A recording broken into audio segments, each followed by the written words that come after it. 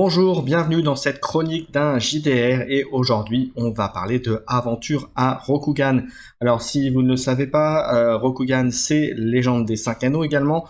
C'est l'autre nom que l'on peut trouver dans le commerce. Il y a eu plusieurs éditions, j'ai eu la chance de jouer à toutes les éditions précédentes, sauf celle de FFG, mais j'ai pu voir les règles, donc j'ai pu voir de quoi il retournait, et donc c'est pour ça que je vais pouvoir vous analyser en détail cette aventure de Rokugan, vous dire exactement ce qu'il en est, vous faire une présentation, vous parler ensuite, faire une analyse un petit peu du contenu du livre, et ensuite vous donner mon avis général sur cette nouvelle version de la légende des 5 anneaux.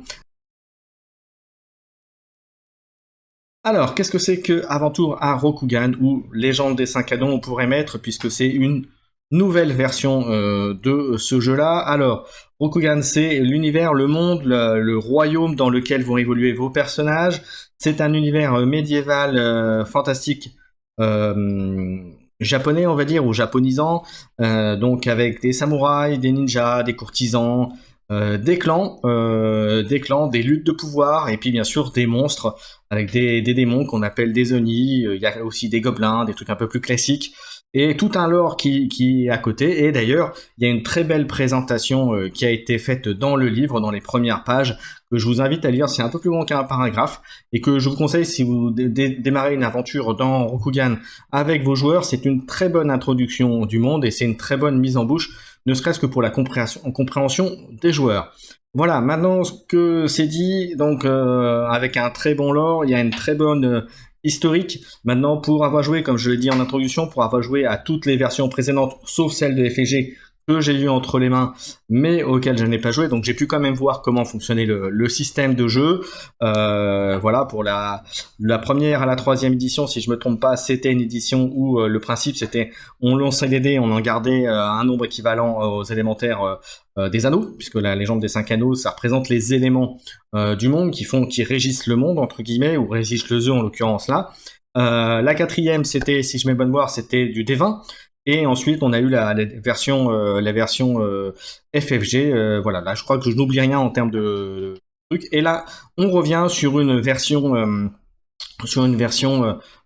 plutôt D20, mais qui rajoute beaucoup d'éléments qu'il n'y avait pas, ou de manière parcellaire sur les différents éléments de la précédente version FFG.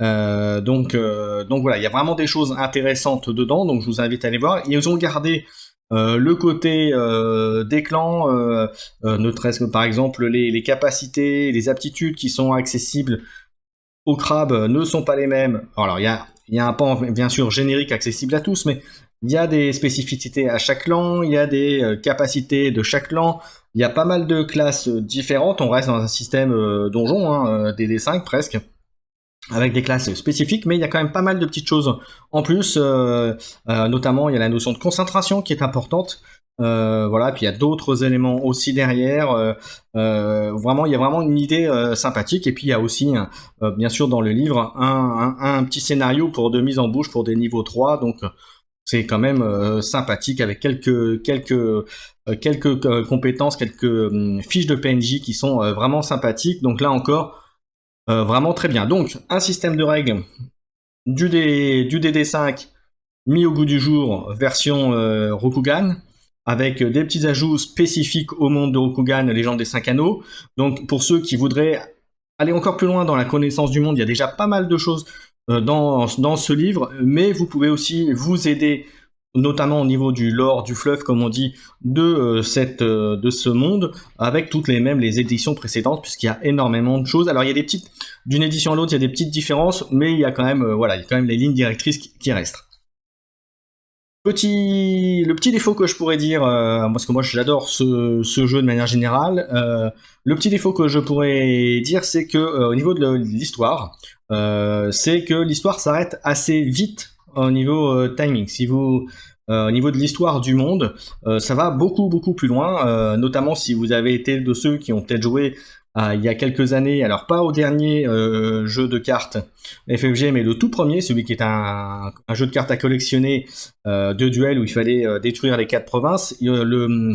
L'histoire, à l'époque c'était par AEG qui qui faisaient Légende des 5 Anneaux, ils étaient allés beaucoup plus loin dans le monde, et tout cela avait commencé par le coup d'état du Scorpion, donc j'en dirai pas plus, mais ça veut dire ce que ça veut dire, et ça a déclenché toute une série d'actions et d'histoires derrière, qui étaient vraiment très sympas. Et là, dans ce livre-là, on n'en est même pas là, on n'est même pas arrivé à cette période-là.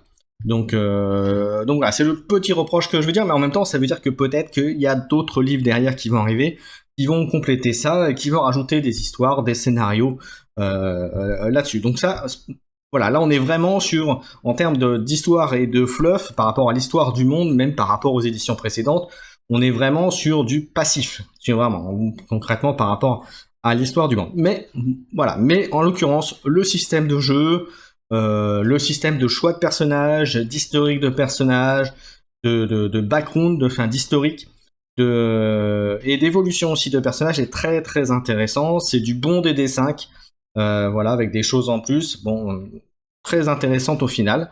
Donc voilà, à part le côté histoire, où là ils sont pas allés très très loin, donc alors ça veut dire peut-être, comme je dis, que ça présage d'autres choses qui vont arriver. Un point fort aussi, c'est comme je disais quand j'ai dit tout à l'heure que il y avait des éléments qui ont été mis dedans, qui avaient été mis de manière parcellaire dans les autres éditions, c'est qu'ils ont rajouté aussi les races non humaines. Souvent dans les éditions précédentes, même on ne pouvait jouer que des membres de clans. Là, on peut jouer des membres d'autres clans, d'autres races, comme les Nezumi, les Naga, notamment les Kenku par exemple. Voilà, donc ça c'est des choses que l'on peut jouer. Et il y a aussi des classes de personnages qui sont assez spécifiques, qui n'étaient pas jouables ou qui n'étaient pas jouables au départ dans d'autres jeux de rôle de Légende des 5 Anneaux. En l'occurrence, par exemple, les moines de l'ombre, les moines des Shadowlands, comme on pourrait dire, ceux qui connaissent le terme des anciennes éditions de l'ombre. Donc voilà, ça fait partie des petites choses en plus, de la petite touche qui fait que cette aventure à Rokugan a une saveur particulière en termes de JDR, donc je vous invite vraiment à le découvrir. J'espère pouvoir moi vous faire bientôt une session jeu de rôle sur cet univers. On verra si je peux ou pas le faire, mais en tout cas, je vous le conseille vivement. C'est un très bon jeu. Donc ce qui va rejoindre un petit peu mon avis final, c'est qu'ils ont fait un très beau livre. C'est un livre qui est assez épais, qui, si vous l'avez la chance, est fourni avec des cartes de présentation de personnages non joueurs qui sont utiles pour faire le scénario d'introduction, entre guillemets, qui est dans le livre, qui est du pas mal.